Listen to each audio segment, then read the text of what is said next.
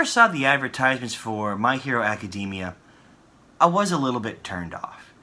The advertisements made bold claims saying this has more punch than Dragon Ball, more this than that. And I was kind of like, I don't know.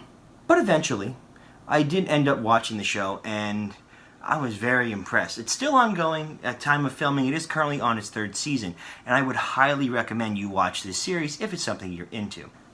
The best way to describe My Hero Academia is this generation's shonen series. Shonen is a very long series like Dragon Ball or One Piece, and My Hero Academia is certainly an excellent shonen, especially for this time period now. It has excellent character designs, excellent story, very fun fight scenes. Everything about it is just so well done, and it's made with so much love and care that you can't help but be charmed in so many ways when you watch it.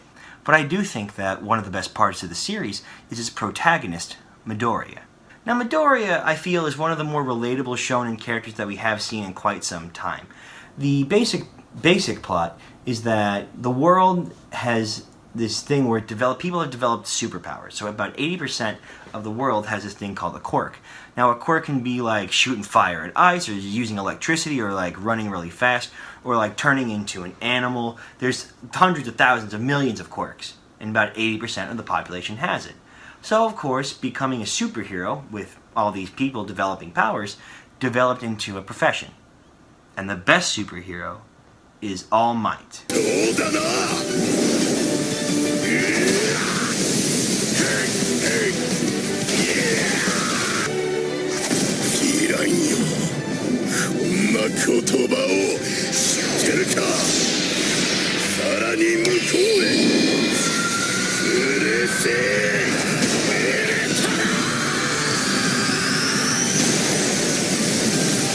It's easy to see why All Might is the #1 hero. Super fast, super strong, super charismatic, super buff.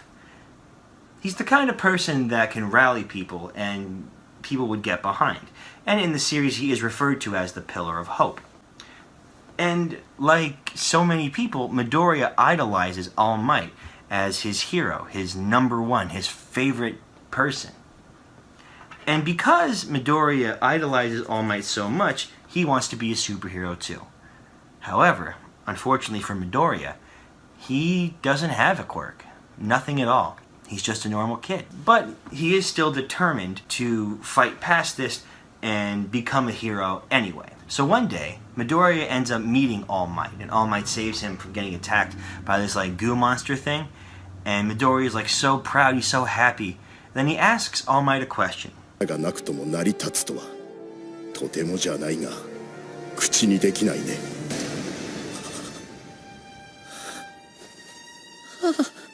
But with this question, Midoriya is faced with a hard truth.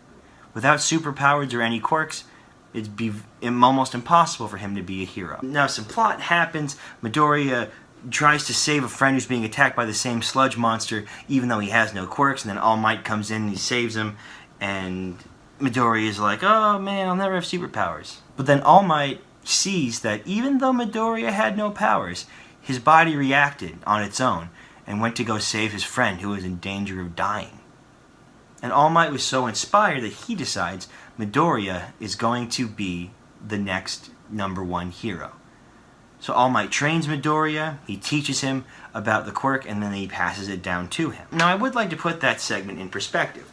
Let's say, hypothetically speaking, your hero, whether it be an anime character or a cartoon character or a real-life celebrity, let's say that they came to you and they said, you have inspired me, and I want you to be the next me. I want you to inherit my powers, and I want you to be the next hero. I think a lot of people would take that. I know I certainly would. See, a lot of people's goals and dreams revolve around being a hero. Some parents want to be the heroic dad that protects the family. Some mothers want to be the heroic mom, or even with other people's professions. Some people want to be the heroic firefighter to jump in dangerous flames and save people's lives. Other people want to conduct dangerous surgeries that will also have the effect of prolonging someone's life or even curing them of a disease. Now, these are varying degrees of being a hero, but I think at the core, that's what everybody wants. And in this world where everyone's a superhero, it's almost unfair that Midoriya can't be. But now he has that chance. He was given the ability because All Might sees the potential in him. And through watching Midoriya, it's so incredible to see. Because Midoriya is such a relatable character having no superpowers, and as an audience we feel for him because we want to be heroes, but we can't go out and create serum that will make us as big as Captain America, or we can't go and create Iron Man suits or web slingers to shoot around like Spider-Man. But through Midoriya we can kind of live that a little bit. We can just watch a person who was normal with nothing grow into the world's best hero. And it is very entertaining to watch too.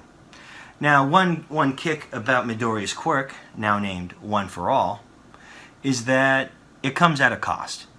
See, the quirk is so powerful and Midoriya's body's not trained for it that it will explode and severely damage his limbs and body and everything else.